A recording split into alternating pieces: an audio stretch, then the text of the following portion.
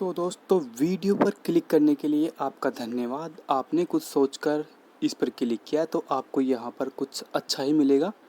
तो चलिए, आप सभी का स्वागत है आपके अपने YouTube channel I read education पर। मैं आपका दोस्त आर के सैनी आज के इस वीडियो में आप सभी का स्वागत करता हूँ। तो थंबनेल देख करके आपको मालूम हो चुका होगा, क्योंकि हम हेल्थ या न्यूट्रिशन के क्वेश्चन के बारे में बात कर रहे हैं। तो चलिए इन क्वेश्चनों को हम सोल्व करते हैं अगले पेज में। सॉरी,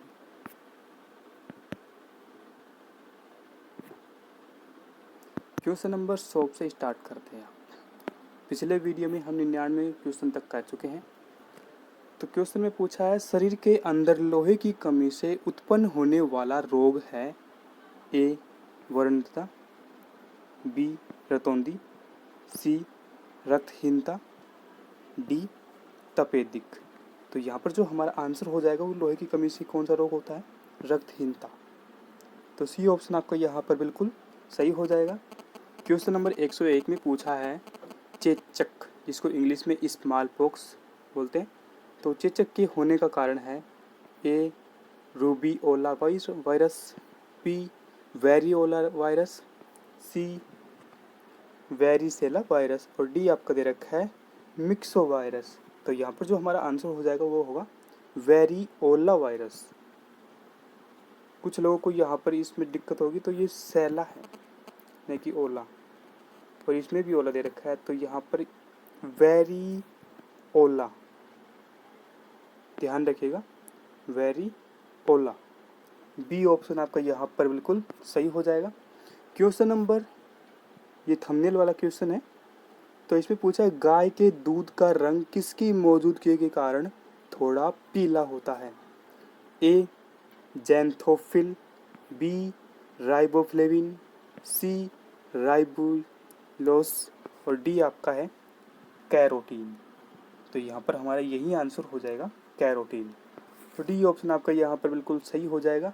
दूध के पीले होने का राज क्या होता है? उसमें कैरोटीन होता है, जिससे इसका दूध थोड़ा पीला होता है। क्वेश्चन नंबर 103 में पूछा है, निम्नलिखित में से कौन सा रोग प्राय वायु के माध्यम से फैलता है?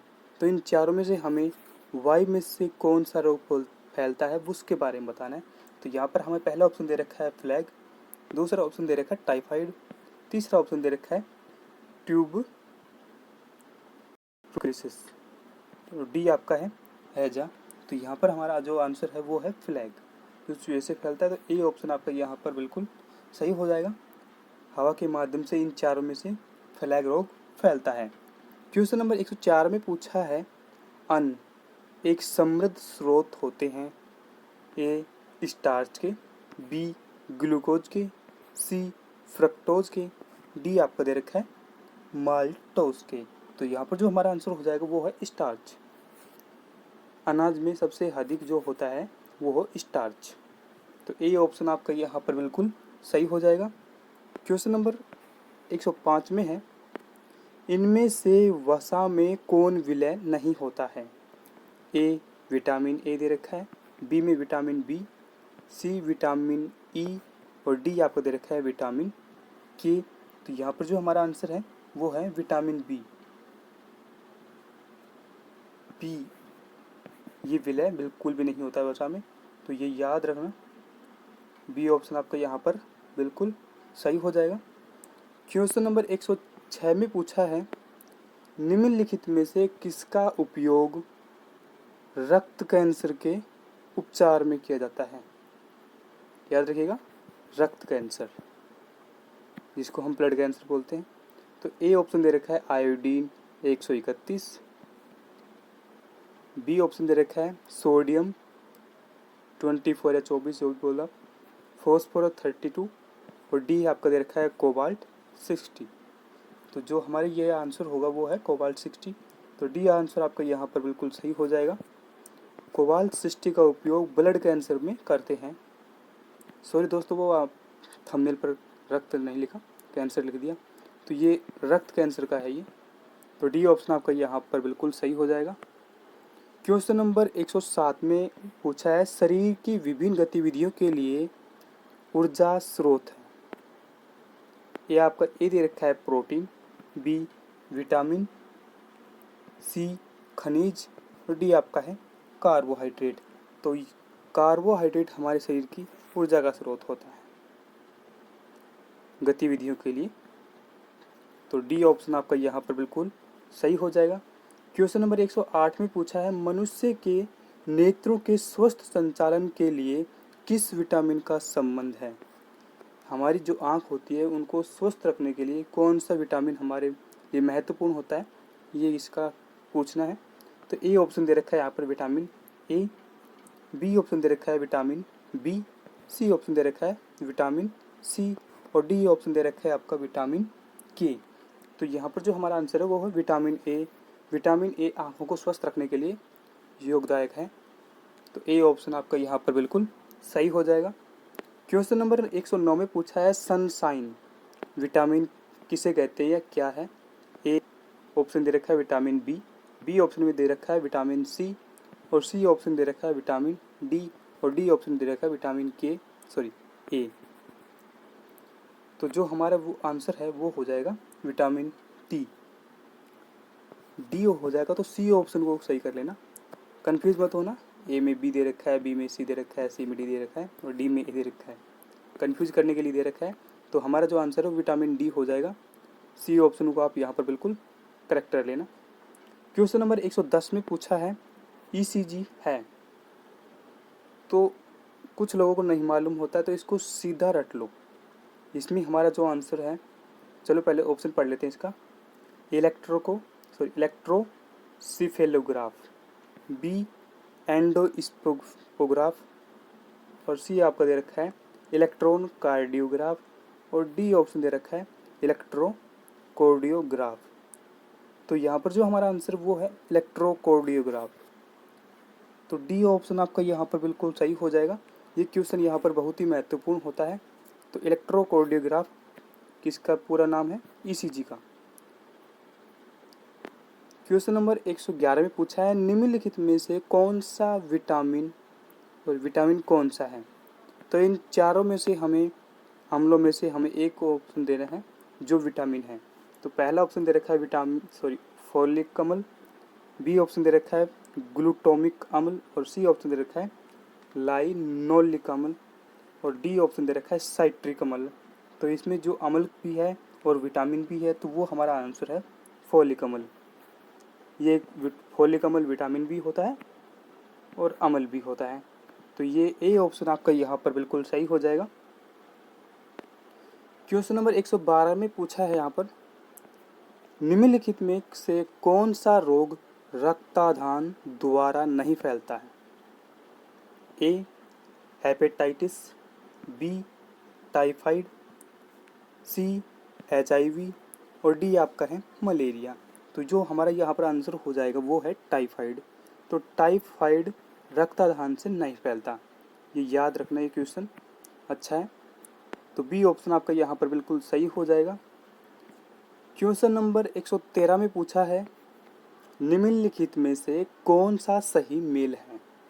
इन चारों में से हमें एक सही है जिसमें से एक चुनना है, चारों ऑप्शन में से वो कौन सा है। तो यहाँ पर हमें सीधा रट लेना है इसको, कुछ लोगों का कंफ्यूज हो जाएगा। तो पहले ऑप्शन पढ़ लेते हैं इसका। क्रीट अधात संवहन तंत्र विकार, ये भी हमारा गलत है। बी ऑप्शन दे रखा है आपका एथेरोस्क्लेरोसिस धमनियों का अवरुद्ध होना, ये भी गलत है। सी ऑप्शन दे रखा है हाइपरटेंशन न्यून रक्तचाप, ये भी गलत हो जाएगा। ये सेम दे दिए नीचे डी ऑप्शन में हाइपरटेंशन, तो दिल का दौरा। तो डी ऑप्शन आपका यहाँ पर बिल्कुल सही हो जाएगा। इनमें आपको क्या करना है, इनको याद रखने की बजाय आपको सीधा ये देख लेना है कि हाइपरटेंशन होता है तो दिल का दौरा में काम आता है। तो ये डी आंसर आपका यहाँ पर बिल्कुल सही हो जाएगा। कंफ्यूज होने की यहाँ पर ज़रूरत नहीं है, तो आपको इन तीनों को ध्यान नहीं देना है। तो ये डी ऑप्शन को आप यहाँ पर रट लेना। यदि आपको कोई प्रॉब्लम हो तो आप हम पर ईमेल करके या इंस्टाग्राम पर कहीं पर पूछ सकते हैं। इंस्टाग्राम की आईडी है यही से आईडी एजुकेशन के नाम से मिल जाएगी, इस नाम से आप चेक कर सकते हैं कहीं पर भी। तो क्वेश्चन नंबर 114 में पूछा है 14 वर्ष तक की आयु के बच्चों के विकास के लिए निम्नलिखित में से कौन सा सबसे अधिक महत्वपूर्ण है। इन चारों में से हमें एक महत्वपूर्ण ढूंढना है। तो ए ऑप्शन दे रखा है आपका यहाँ पर प्रोटीन, बी विटामिन, सी वसा, डी दूध। तो ये सभी हमारे शरीर के लिए महत्वपूर्ण होते हैं, पर यहाँ पर क्या पूछा है सबसे अधिक महत्वपूर्ण जो होगा प्रोटीन। प्रोटीन हमारे शरीर के लिए सबसे अधिक महत्वपूर्ण होता है, स्पेशल 14 वर्ष तक के बच्चों के लिए। तो ये ऑप्शन आपका यहाँ पर बिल्कुल सही हो जाएगा। क्वेश्चन नंबर 115 में पूछा है पीत जवर संचारित किया जाता है। ए ऑप्शन दे रखा है एईडिस द्वारा, बी एनोफेलिस द्वारा, सी घरेलू मक्खी द्वारा, डी क्यूलेक्स द्वारा। तो जो अपना आंसर होगा वो हो जाएगा एईडीज द्वारा।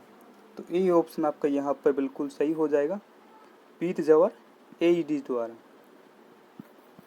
एईडीज द्वारा पीत जवर फैलता है।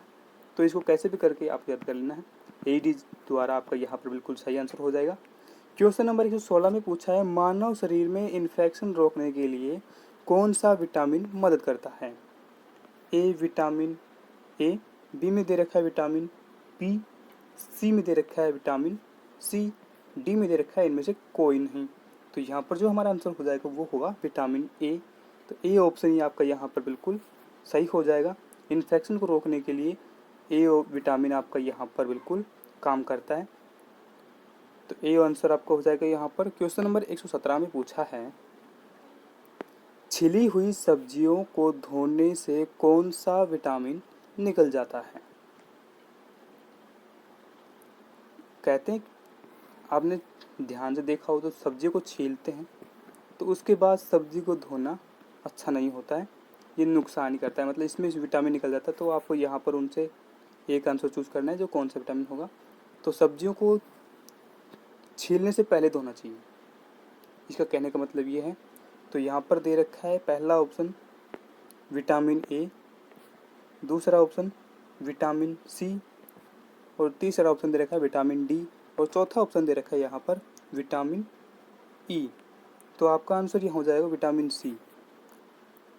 विटामिन सी छिली हुई सब्जी को धोने से निकल जाता है। तो चैनल को सब्सक्राइब कर लेना, वीडियो को लाइक कर देना और बेल आइकन को प्रेस करके अपने दोस्तों के साथ इस वीडियो को शेयर कर देना। और वीडियो को इतना समय देने के लिए आपका तहे दिल से धन्यवाद। वीडियो पूरा देखा उसके लिए आपका फिर से धन्यवाद। जय हिंद, जय भारत।